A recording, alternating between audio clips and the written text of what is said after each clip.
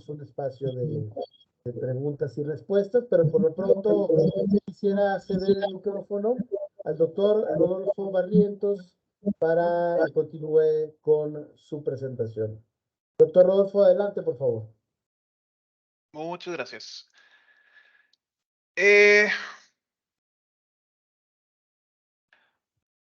Nos quedamos en la segunda parte de lo que vamos a estar analizando de los medios de comunicación. En este caso de las redes sociales van a ser los encuadres, estos aspectos de la realidad que en este caso los emisores de los mensajes quieren resaltar y le quieren dar mayor énfasis, ¿no? Y también, por supuesto, cuáles quieren ocultar o cuáles no es de su interés que se comenten o que se genere tema de conversación a partir de esos temas, ¿no? Para poder identificar encuadres dentro de estos mensajes, tenemos que considerar que estos encuadres tienen que tener estas características conceptuales y lingüísticas propias, que los puedan identificar fácil uno del otro. Tienen que poder observar dentro de los elementos que se vayan a analizar, en este caso los posts de Instagram, Facebook y Twitter.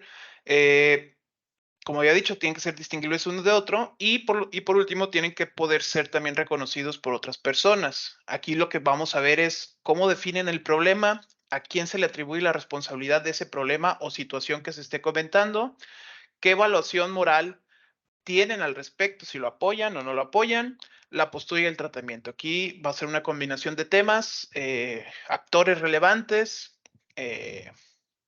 personas que son estos actores relevantes que de qué manera están participando de eso, dentro de ese tema, si la candidatura apoya o no apoya tal situación, puede ser el presidente de la República, puede ser el gobernador que está saliendo de su gobierno, y por último, ante esa situación, cómo pretenden mantener la estabilidad o modificar lo que se está haciendo mal, continuar por el camino que se está haciendo bien, etcétera, etcétera, etcétera, ¿no? ¿Qué aspectos de la realidad? Digo, este es un ejemplo muy rápido nomás para poder ver de manera visual las diferencias que podemos encontrar. Ahorita mencionaban la elección del 2021 en Nuevo León. Tenemos a la candidata que empezó arriba en las encuestas, Clara Luz Flores, había sido alcaldesa del municipio de Escobedo por el Partido Revolucionario Institucional, da el brinco a Morena y empieza su campaña, como vemos del lado izquierdo, con una combinación de colores de los partidos que la postulaban, Morena, Nueva Alianza, el Partido Verde y el Partido del Trabajo. Después de los sucesos desafortunados y de la mala campaña que estaba haciendo, modifica y ahora sí se va con todo con los colores del partido principal, por así decirlo, que la estaba postulando, que era Morena, ¿no? Empieza a utilizar el chaleco, los colores de toda su publicidad, ahora sí se quitan los demás colores y deja nada más a Morena, ¿no? Tratando de identificarse como la candidata del gobierno federal, ¿no? Lo que queremos a partir de esta ruta central y periférica que hablaba y con esos encuadres que estábamos platicando, queremos saber de qué manera impactan tanto las rutas centrales como los encuadres en la ciudadanía. A partir de estos tres modelos, tres escuelas que determinan cómo estos comportamientos electorales pueden ser determinados o modificados, mejor dicho, ¿no? El modelo Michigan, donde se hace el énfasis al estudio de la comunicación política, no solamente la publicidad que se esté presentando, sino también eventos relevantes como los debates. Aquí se le da este rol central nuevamente a las campañas electorales que había sido dejado de lado por los otros dos modelos y cómo estos fenómenos que suceden dentro de las campañas electorales activan estas predisposiciones latentes. Sin embargo, no podemos quedarnos solamente ahí. La elección racional, donde las personas van a elegir o su comportamiento político electoral va a ser de acuerdo a lo que les convenga o donde puedan sacar mayor provecho. No solamente en cuestiones económicas, sino también, pues, ¿de qué me sirve ir a votar si la elección ya está decantada? ¿No? Ya sabemos quién va a ganar, mi voto no va a ser relevante, ¿a qué voy? a qué voy a votar si no cambié mi domicilio, tengo que cruzar la ciudad y no tengo cómo moverme, me sale caro el transporte, bla, bla, bla. Todas esas cuestiones también se presentan relevantes para saber cómo se comportan electoralmente las personas. Y por último, el modelo sociológico de Columbia, que le da mayor fortaleza a estas características sociales que tienen las personas, ¿no? Su familia, su entorno, el lugar donde viven. Como decía la maestra, estos son los primeros acercamientos políticos de las ciudadanas y los ciudadanos, ¿no? Su familia, su entorno, y también esos son los que empiezan a formar también estas actitudes políticas de las personas. ¿Qué vamos a analizar dentro de los spots? Imagen, diseño, técnicas persuasivas, formatos, frames, enfoques, teoría funcional del discurso. En el libro de códigos de Instagram, igual, imagen, espacios utilizados, narrativa, indumentaria, entorno, apelación, encuadres. Facebook y Twitter, sobre todo contenido temático, que eso nos va a dar para hacer el análisis de lo que les comentaba ahorita, de los encuadres, atribución de responsabilidad, valoración moral, etcétera, ¿no? Teniendo ya estos datos, ya qué rutas de persuasión se están utilizando, qué encuadres se están utilizando, vamos a hacer diversos cuasi experimentos para saber o poder determinar, poder medir precisamente cómo se están dando estos efectos, estos impactos en las actitudes políticas y en el comportamiento político de las personas, ¿no? Actitudes políticas, mencionaba también la maestra, esta desafección política que existe, estos elevados niveles de cinismo político, escepticismo político que hemos estado observando desde hace ya más de 20 años, no solamente en México, sino en casi todas las democracias occidentales, por este desencanto que se tiene hacia los modelos o sistemas políticos en los que están inmersas las personas, ¿no? No es un fenómeno que haya cambiado o haya desaparecido con la llegada de las nuevas generaciones, sino que, como decía la maestra, lo estamos observando aún, y también saber si lo que se está generando o el contenido que se está presentando, tanto en medios tradicionales como en redes sociales, si tiene alguna culpa o tiene algún efecto real medible en estos niveles de desafección política que observamos, ¿no? Perdón. En los spots políticos vamos a tener 3 grupos. A 2 les presentamos a uno de ruta periférica, a otro de ruta central, a uno con un spot neutral, sin ruta, con niveles elevados de presencia, como grupo de control. Y en los de redes sociales, dependiendo de los encuadres que encontremos en cada una de estas, haremos un grupo por cada encuadre y un grupo de control también para saber si estos encuadres también tienen efecto en estos niveles de desafección política de las personas y sobre todo en el escepticismo, ¿no? La facilidad con la que encontramos información también se ha observado en estudios previos como ayuda o beneficia que las personas pues no crean todo lo que se les presente, y estos niveles elevados de escepticismo político promueve que las personas traten de alguna manera buscar información para contrastar, ¿no? Y saber si realmente lo que me están diciendo es real o si lo que me están diciendo es una mentira, ¿no? Y hasta aquí dejo esta participación. Muchas gracias. Perfecto, maestro, te agradezco mucho tu intervención. Y bueno, para cerrar ya esta segunda ronda de esta presentación, quiero ceder el micrófono al maestro Paul Valdés para ya cerrar con esta presentación. Adelante, maestro Paul, por favor, el micrófono es de usted. Muchas gracias. Fíjate que algo también muy interesante que veíamos es durante esta campaña es que se establecieron, igual que en Coahuila, una serie de debates, en este caso 2 debates organizados por el Instituto Electoral, y al principio parecía o había ciertas dudas de que se pudieran realizar por falta de, digamos, de organización quizás o de consenso de ambas candidatas, y de principio parecía que había una sensación de que la candidata más joven, en este caso Alejandro del Moral, pudiera aprovechar estas circunstancias del debate como una forma de, pues prácticamente comerse viva, literalmente hacer pedacitos durante el debate a la candidata de Morena, Delfina Gómez. Sin embargo, una vez que se registró el debate, bueno, que este es todo un tema, ¿no?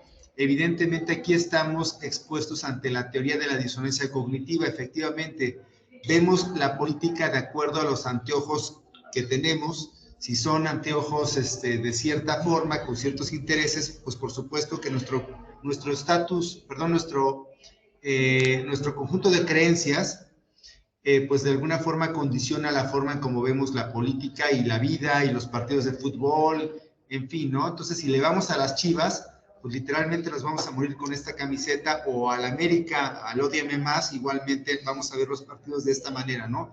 Y así también vemos los debates.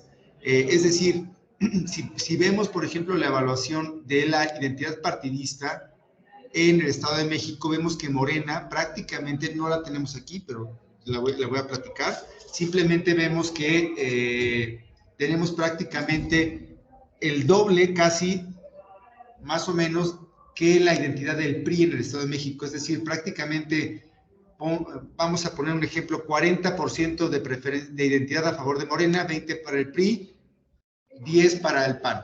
Eso significa que este conjunto de partidos de PAN, PRI y PRD tienen 30, con el PRD 33 puntos, en tanto que Morena y sus aliados pueden tener prácticamente 50 puntos con la identidad partidista, ¿no? Y es la gente además, que bueno, esto lo hemos medido, prácticamente a la mitad de la población ve los debates. ¿Y quiénes son los que ven los debates? Es lo que habría que preguntarnos. Pues efectivamente es la gente que tiene mayor identificación hacia la política en general, por supuesto hacia los partidos, hacia los candidatos, hacia la fecha de la elección, y creo que de algún modo esto condiciona también el resultado de los debates, ¿no? Y esto, insisto, parecía increíble, decían muchas personas, es que cómo es posible que ganó la maestra Delfina si Alejandra está más preparada, es más joven, es más guapa, bla, bla, bla, bla, ¿no? Pero pues no, aquí están los resultados. Del primer debate ganó, de acuerdo a esta encuesta, por supuesto, porque hay otras encuestas también donde gana Alejandra del Moral, pero son las encuestas que consistentemente han puesto a Alejandra del Moral más cerca de Delfina, que es Rubrum y Massive Caller, a 4 y 6 puntos, si no mal recuerdo. Pero bueno, el resto de las encuestadoras, incluidas, por ejemplo, la de los medios de comunicación, como la del Financiero y Reforma, también produjeron resultados similar a donde gana Delfina a Alejandra en el debate 52-44, 53-44, es más o menos similar, pero insisto que hay que poner la atención en quiénes ven el debate y, por supuesto, en esta famosa teoría de la disonancia cognitiva de Festinger, que nos dice que en realidad los seres humanos vamos a confirmar o a probar aquella información que refuerce lo que creemos, y por el contrario vamos a rechazar, a discriminar, a anular, a hacer que no vemos aquella información que cuestiona justamente en lo que creemos, nuestras filias, nuestras fobias, nuestro equipo favorito de fútbol, en fin, ¿no? Entonces, este es un dato, insisto, interesante, y siempre lo traemos a colación en este tipo de ejercicios, en esta famosa teoría de la disonancia cognitiva, porque también, lamentablemente, así vemos la vida. Creemos que somos los mejores jugando fútbol, aunque en la realidad pues ocurra otra cosa, pero bueno, así creemos, porque nuestro equipo de fútbol es el mejor, aunque en la realidad no es así, ¿no?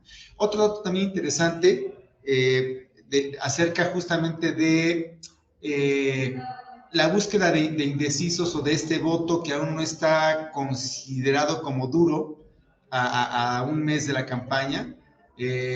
Bueno, luego del primer y segundo debate, prácticamente el 91% y luego el 93% en el segundo debate reafirmó la preferencia que tenía, y solamente ya se quedan porciones muy pequeñas de gente que no ha decidido por quién votar. Adelante, por favor. Y bueno, igualmente, después de ver el debate, ¿quién cree que va a ganar? Este es el efecto de quién cree que va a ganar. 54% Delfina, 42% Alejandra, y en el segundo debate algo similar, ambas crecen, 53.7%, ligeramente cae Delfina y ligeramente sube Alejandra, 44%, es más o menos similar a la tendencia que traemos. Adelante, por favor. Y bueno, acerca de la publicación de encuestas, esta es una encuesta reciente que estos chicos Poligrama seguramente los conocen ustedes allá, los conocimos recientemente, son colegas. Ellos hacen encuestas por teléfono, Obviamente, en una circunstancia como la de Nuevo León, pues evidentemente es muy lógico, pues prácticamente es muy urbano todo Nuevo León, o bueno, considerando la zona metropolitana, prácticamente les da la mayor parte del estado, y ellos hicieron una encuesta en el Estado de México, traen 48-34 en abril de este año, ¿no? Y aquí vemos igualmente otras encuestas, en este caso Target 50-29, que también son otros colegas, que es más o menos igual la misma proporción de 15, en este caso Target trae un poquito más 20. Esta es la de GI, que es otra colega también, GI 360, trae 54-36, son telefónicas todas. Y luego igualmente las famosas encuestas que ponderan o promedian los resultados de todas las que han publicado, 56-43. Y bueno, prácticamente estamos hablando de instancias que parecen, insisto, bastante claras, de más de un dígito, más de 10 puntos. Sin embargo, creemos que va a ser, pues evidentemente, muy importante estimar otro factor que eventualmente las encuestas también nos pueden dar. ¿Cuál es el nivel de participación electoral para esta elección? Bueno, como sabemos, en las distintas, más o menos vota el 50% de la población. En el 2021 votó el 54%, hace 6 años 53%, y en esta elección nosotros estimamos que al inicio de la campaña traíamos un 52%, que ya en sí es alto. Pudiera crecer a lo largo de la campaña, vamos a verlo. Se ha mantenido más o menos el 52%, pero pudiera crecer hasta quizás el 54%, y esta proporción hacia qué lado se irá, si será mayoritariamente hacia uno u otro lado. Entonces, bueno, se acabó el tiempo. Para la tercera participación daré mi conclusión acerca de este tema. Gracias.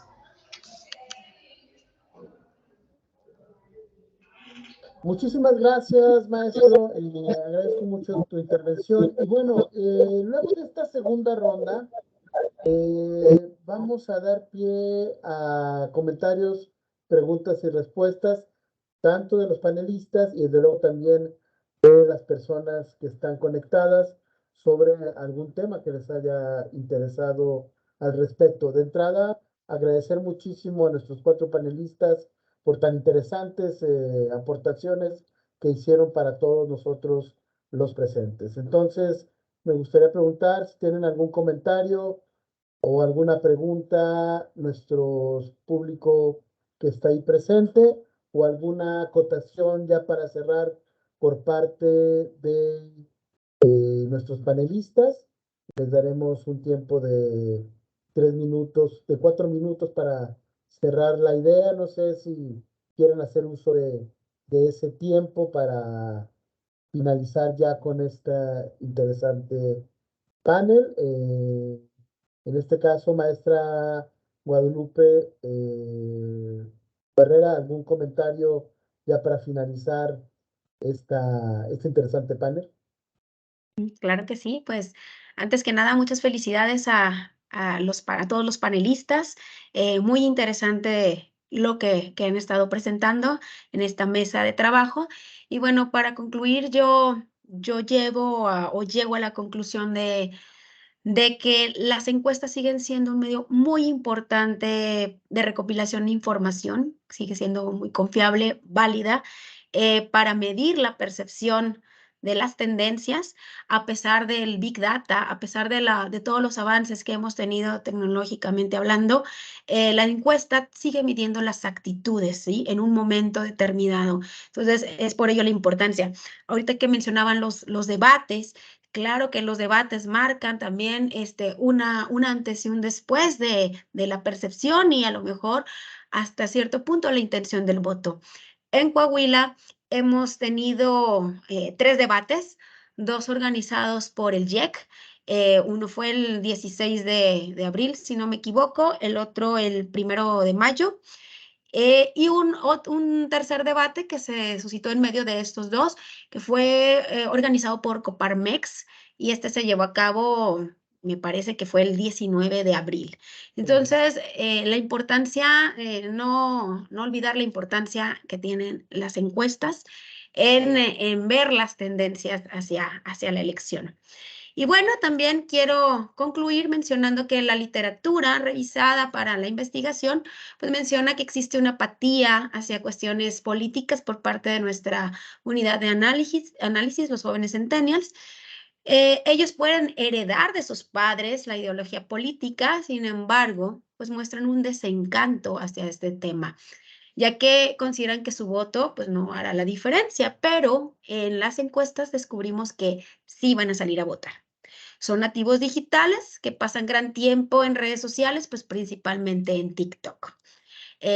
Los resultados también nos muestran que han visto a sus padres y familiares salir a votar, por lo que consideran importante hacerlo, y mencionan que su decisión será influenciada por las propuestas del candidato, más que por la imagen del mismo, la trayectoria o el partido al que pertenece. Esta unidad de análisis percibe que la situación del país está entre regular y mala, y un alto porcentaje ha visto propaganda política de algún candidato en redes sociales, principalmente en Facebook. Sin embargo, consideran que la propaganda vista por ellos pues no influirá en su decisión al momento de votar. Por ello, creo que a mi punto de vista, esta dinámica de los debates permiten acercarse a los jóvenes centennials para dar estas propuestas y ver más allá de lo bonito que pueda resultar la publicidad o la propaganda política. Sabemos que inician la imagen construida a partir de mercadólogos, de asesores, donde les construyen una imagen pública de cómo llegar, ¿no? Sin embargo, pues estos centennials se enfocan más en las propuestas. Entonces, pues agradecer a todos, un gusto conocerlos, y pues quedo aquí a la orden en la Facultad de Economía y Mercadotecnia de la Universidad Autónoma de Coahuila, en Torreón, Coahuila. Y saludo pues a mis amigos de la Facultad de Ciencias Políticas y Sociales y de la Facultad de Coahuila, de la Universidad Autónoma de Coahuila, y de la Universidad, sí, perdón. Muchísimas gracias. Hasta Gracias, luego. maestra. Muchísimas gracias por su aportación. Y bueno, para cerrar ideas precisamente, maestro Juan Carlos Villarreal, ¿alguna aportación, acotación ya para cerrar con este panel? Tenemos problemas con el audio. Lo activamos. El audio. Ya estamos ahí. El micrófono es usted, por favor, ya para cerrar esta idea. Adelante, por favor. Les voy a compartir un par de láminas que tienen que ver con el último argumento que les planteaba y que está en el debate de medios de comunicación en el Estado, que es si efectivamente puede presentarse una voltereta en términos de los resultados de las encuestas,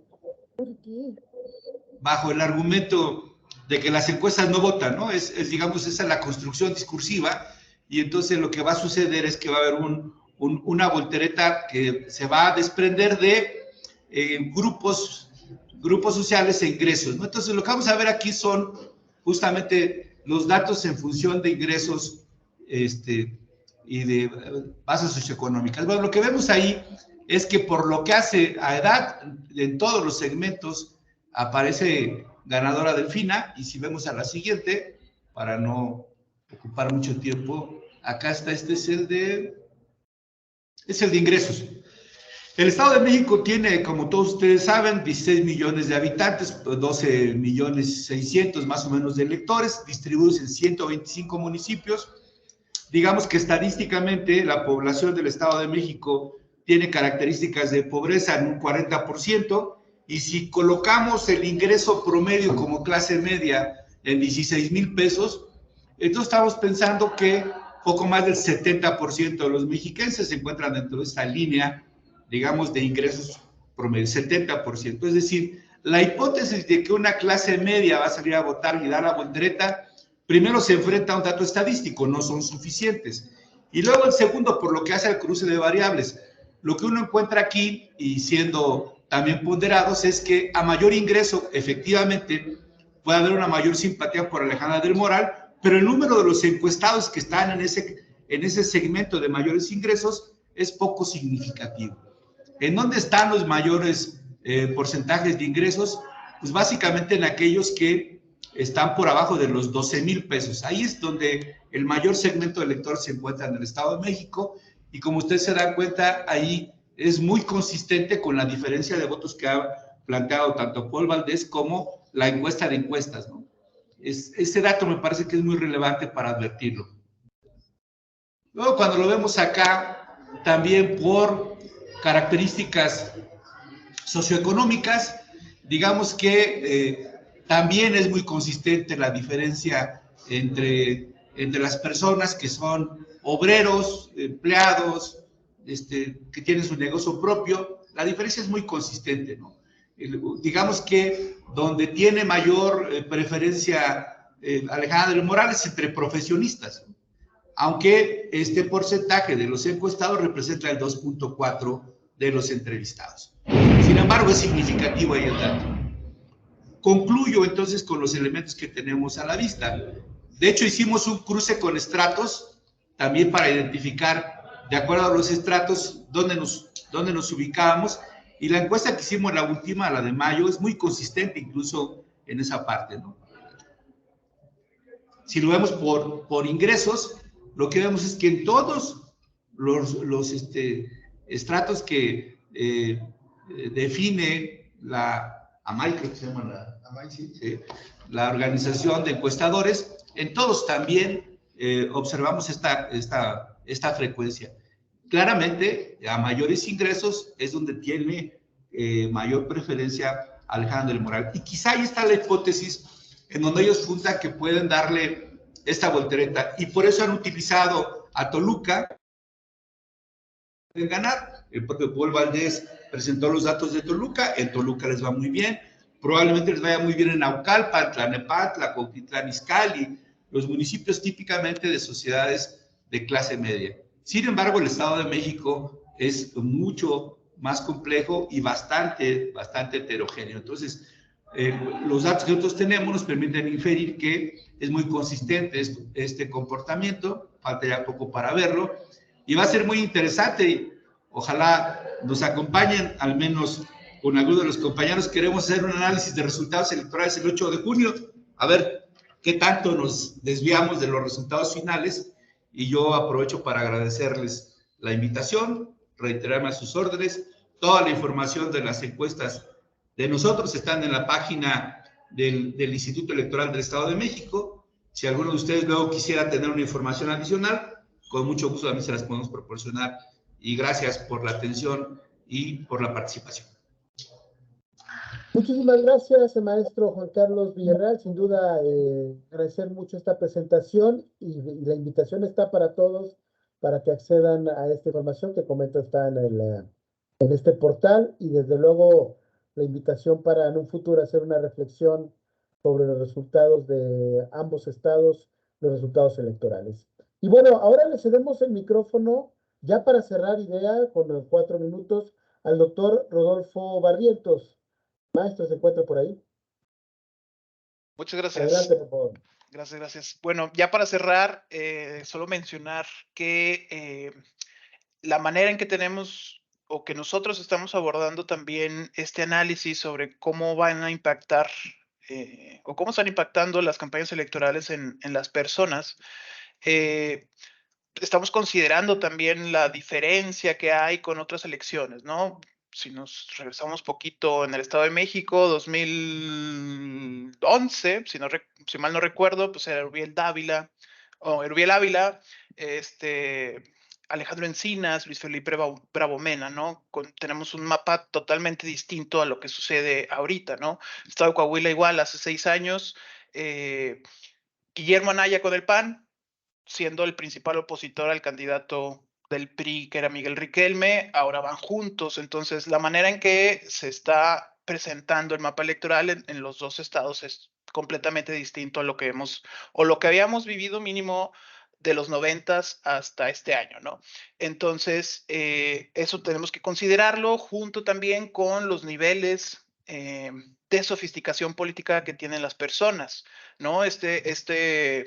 Unión de qué tanto sabemos de política, cuál es nuestro nivel de conocimiento político, cuál es nuestro nivel de interés en la política también, para saber o poder determinar de manera más precisa el impacto que tienen estos mensajes, estos debates, esta información que se está generando constantemente en medios tradicionales y en redes sociales, ¿no? ¿Qué tanto conozco? O bueno, regresándonos a unas investigaciones que realizamos durante el 2021, esta escala de medición del conocimiento político, que ya tenía o tiene mucho rato utilizándose, pues ya tal vez habría que modificarla, habría que renovarla, porque justamente el mapa electoral del país se está modificando, la manera en que se hacían estas preguntas o la importancia que le dan las nuevas generaciones a los acontecimientos anteriores, pues es distinto, ¿no?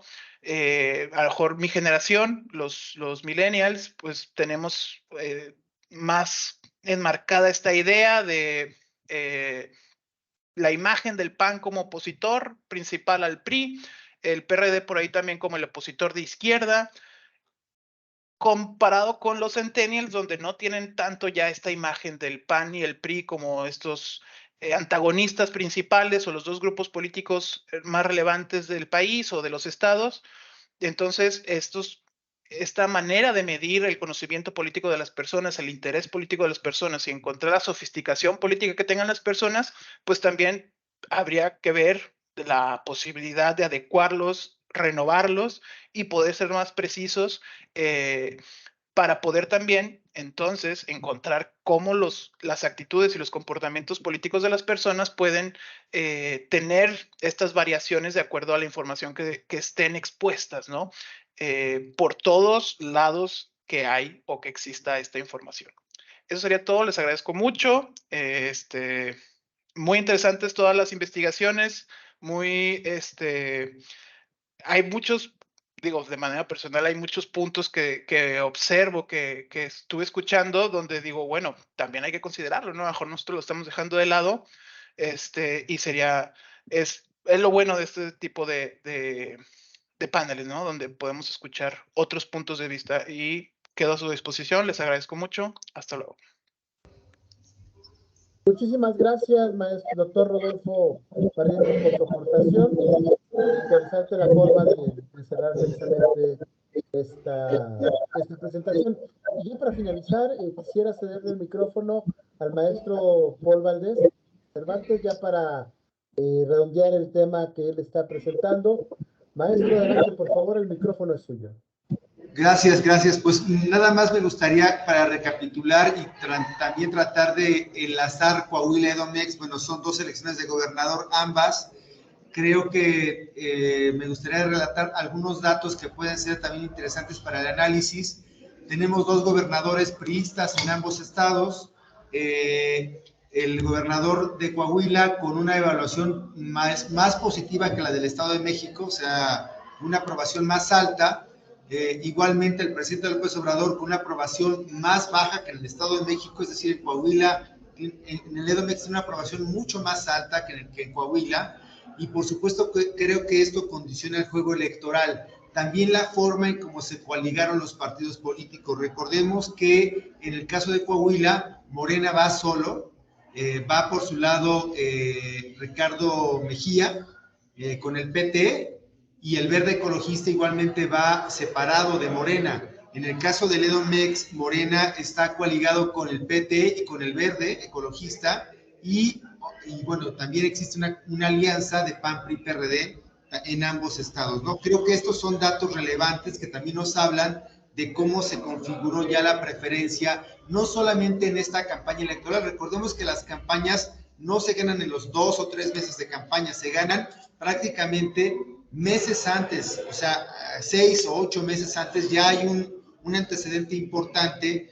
incluso por ejercicios que hemos realizado nosotros de encuestas de distintas elecciones, sabemos más o menos que la mitad de los electores ya tiene decidido por quién votar antes de que inicie la campaña. Entonces, insisto, por eso es importante decir, no es que ganes ya haciendo campaña, desde antes ya tienes un antecedente, una ancla importante, y creo que de algún modo eso fue lo que hizo Morena en el Estado de México, que recordemos es el padrón más grande del país. Prácticamente 12.5 millones de electores podrán ir a votar el próximo 4 de junio, de los cuales quizás el 52, 53% acuda a votar, y creo que esto es importante, que también en el Estado de México había un tercer partido que era MC, que decidió no postular candidato, y que definitivamente esta circunstancia, pues de alguna forma consolidó aún más, polarizó más la elección, que dicho sea de paso, sí hay, como se ha señalado, clivajes sociales importantes en esta contienda electoral. Es decir, ya analizando los datos, pues tenemos una mayor proporción de votantes de clase baja y clase media baja hacia Morena. Por supuesto, en todos los estratos gana Morena, considerando la distancia que existe de más de 10 puntos, pero sí se hace más competente entre más clase media o clase alta hay, Alejandra del Moral. La escolaridad también es un factor fundamental importante, y esto creo que nos va a traer como conclusión pues un análisis sumamente importante de cara al 2024. Quizás nos estamos a lo mejor anticipando a este resultado, pero me parece que ya va a ser baraja nueva, juego nuevo de cara al 2024. Sí es importante el Estado de México, pero no condiciona el juego de la elección presidencial, donde ya vemos, por supuesto, una sucesión electoral adelantada, y creo que, bueno, va a ser interesante el dato de Edomex y de Coahuila, pero no tiene que ver necesariamente con lo que vaya a suceder en el 2024 en la elección presidencial. Bueno, pues sería todo. Más bien, felicitarlos a todos ustedes. Me gustaría rápidamente darles un comentario. Para el caso de los primoelectores, ya hay evidencias de que en su primera y segunda elección son muy entusiastas. Van a ir a votar porque están emocionados por su credencial de elector. Pero luego hay un periodo donde se desencantan de la política y prácticamente terminan votando quizás 1 de cada 3 jóvenes de 25 años, cuando en realidad tendría que votar la mitad al menos. Entonces sí hay un desfase muy importante, y habrá que ver, creo que a futuro, ese va a ser un tema del Instituto Electoral, de cómo fomentar la participación de estos jóvenes, porque actualmente están desencantados en mayor proporción que la población en general. Y este es un dato ya en sí mismo revelador, por lo que comentabas de la propia digitalización, que ya no es como en la politización del niño mexicano del maestro Segovia, ¿no? Que pues, estaba la escuela nacionalista, el PRI nacionalista, los valores, ¿no? Ya no hay anclas de ese tipo, entonces habrá que ver qué sucede. Y en el caso del doctor Rodolfo, igualmente, no sé si has consultado a Kahneman, Walter Kahneman. Hay un libro muy interesante de Pensar rápido, pensar lento, que tiene relación con lo que dices de la ruta central y periférica, la parte emocional. De hecho, hoy en día la literatura está abocada en muchos aspectos a que el voto es visceral, es emocional, o sea, realmente el llamado voto racional, voto informado, prácticamente se diluye ante las campañas, pues obviamente negativas, y las campañas que van directamente a las vísceras de las personas, o sea, de nosotros a nuestras emociones. Bueno, pues sería todo. Les agradezco mucho su atención, y un saludo a todos en línea. Gracias. Perfecto, maestro Paul, le agradezco mucho su intervención, y muy interesante la reflexión de todos los panelistas que, bueno, pues nos cedieron su tiempo para compartirnos sus trabajos que están realizando en este momento, y sin duda, bueno, pues estaremos todos pendientes al 4 de junio en esta elección, tanto en Coahuila como en el Estado de México. Y con esto finalizamos, no sin antes hacerles llegar un reconocimiento de manera virtual, ¿sí? A cada uno de los panelistas, recordándoles que, bueno, agradeciendo su participación, se les haremos llegar a sus correos, con el objetivo, obviamente, de reconocer el gran trabajo, su tiempo y dedicación en este importante encuentro que tuvimos el día de hoy. Y bueno, no me resta más que agradecer muchísimo la invitación al comité organizador, y dejo el micrófono al maestro Gerardo Rivera para que nos ayude con la clausura formal de este evento. Maestro Gerardo, muy buenas tardes. Gracias. El micrófono. Especial a todos por su esfuerzo, por las ganas que trabajamos junto con Ramiro. Creo que estos 6 paneles han sido muy ilustrativos de lo que podemos hacer, ¿no? Y creo que, pues sí, se debe al trabajo de todos los que hemos participado en esto. y que esperemos que concluya con la publicación de este libro que tenemos ahí atorado, el doctor Ramiro y un servidor. Entonces ya nada más para cerrar y para darle su participación central también a la doctora Laura Beumea y al doctor y al licenciado Ricardo Jurado, les quisiéramos que nos dieran un mensaje de lo que podemos esperar de este seminario, de este cierre de seminario. Tiene 5 minutos cada uno, creo, de acuerdo con nuestra agenda, para que ya podamos ir cerrando, y agradecerles también las facilidades que nos dieron para poder hacerlo, tanto a la doctora Beumea como al licenciado Jurado. Muchas gracias. ¿Quién empieza? Gracias. Pues si me permiten, Laura Beumea, un gusto estar con ustedes esta tarde. Comentarles que este ejercicio resultó muy interesante.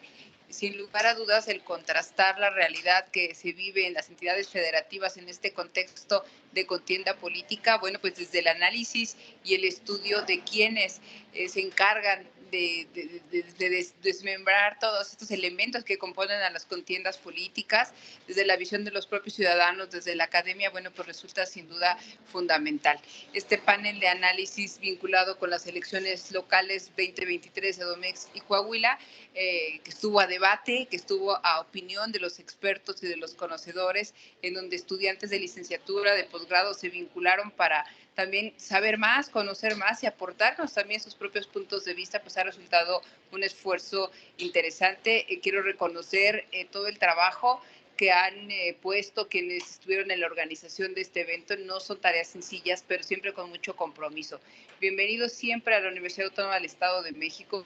Le agradezco al doctor Ramiro Medrano, al equipo de docentes que estuvieron involucrados en la organización, pero también participando como panelistas, dándonos opiniones, expertos en los diferentes temas que se fueron abordando.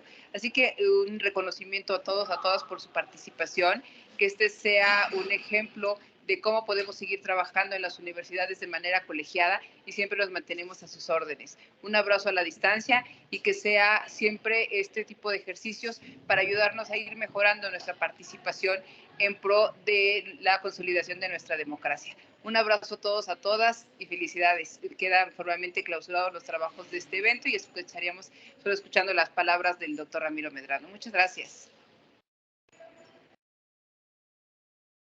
Maestro Jurado, si quiere, le toca a usted. ¿Qué tal? ¿Cómo están? Buenas tardes. ¿Se escucha bien? Bien, me da muchísimo gusto saludarlos a los compañeros de la UAM, al doctor Rodolfo, la maestra Nayeli, la maestra Barrera, ¿qué tal? La doctora Barrera, ¿qué tal? ¿Cómo están? Me parece que este tema es algo fundamental para que se aborde con toda la seriedad. Y la Facultad de Ciencias Políticas siempre ha sido el punto neurálgico para esto, ¿no? No en balde, 3 de los 4 candidatos a la gubernatura de nuestro estado estuvieron presentes aquí en la facultad.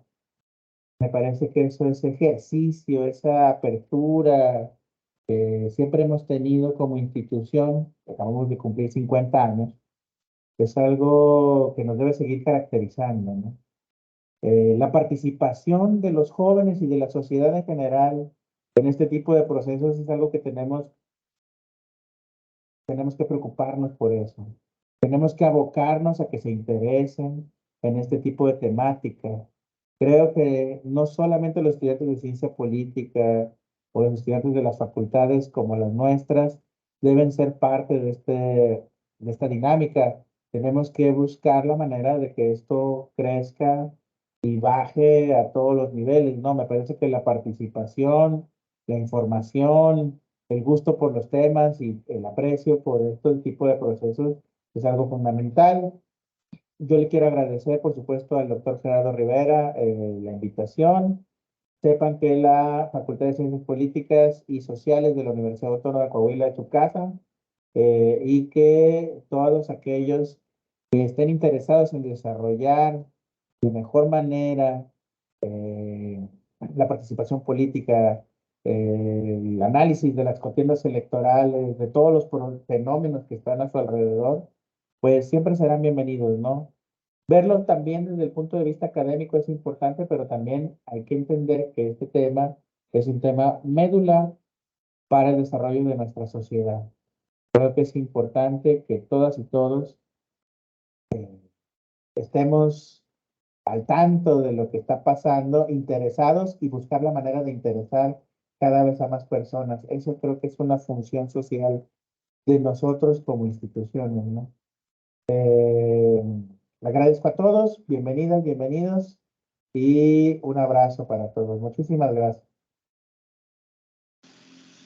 Gracias, maestro Jurado.